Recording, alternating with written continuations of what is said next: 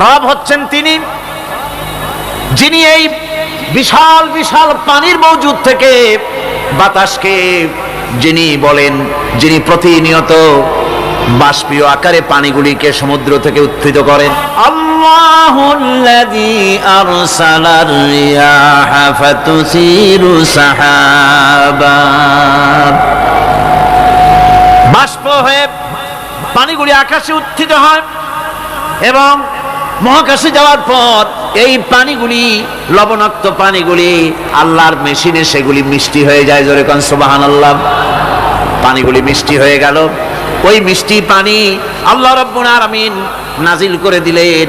এবার বৃষ্টি কণা কণা হয়ে পড়লো, ফোঁটা ফোঁটা বৃষ্টি।